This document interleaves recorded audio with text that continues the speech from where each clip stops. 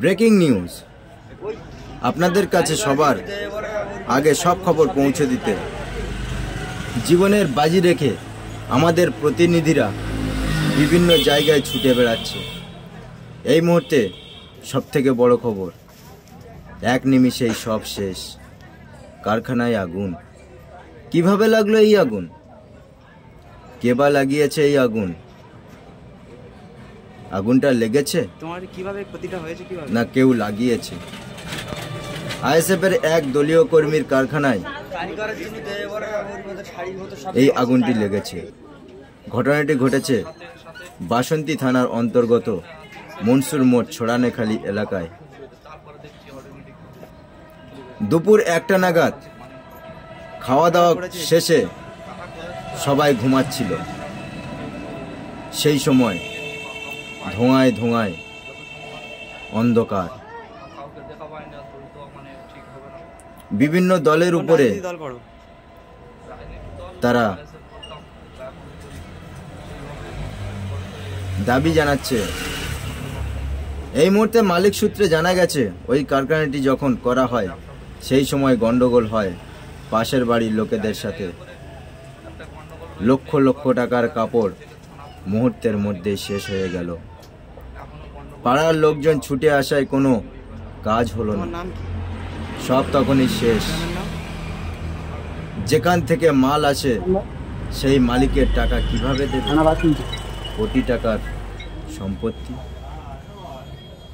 ভিটে বাড়ি বিক্রি করেও এই ঋণ পরিশোধ করা যাবে না।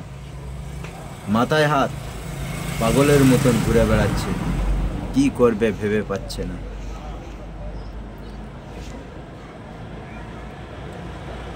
কি বলছেন ওই আইএসএফ কর্মী? ভিডিওটি আপনারা দেখুন।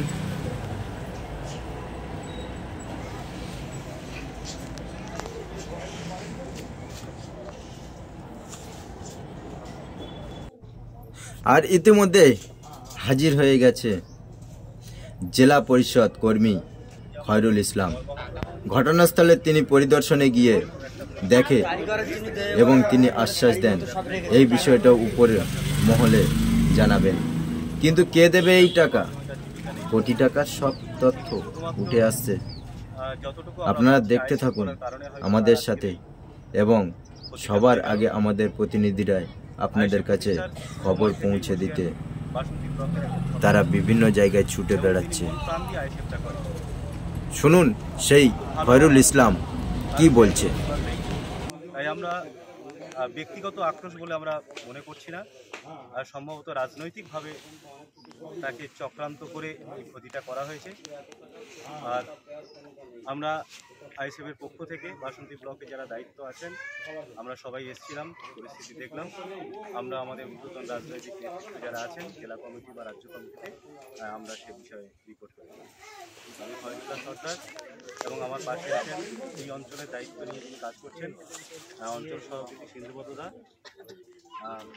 এবং বর্তমানে আমরা আইএসএফ দলটা করছি এবং দায়িত্বশীলভাবে আমি ব্লকের পক্ষ থেকে যে মশিউরের পাশে সর্বাত্মকভাবে আমরা সহযোগিতা করে যাব।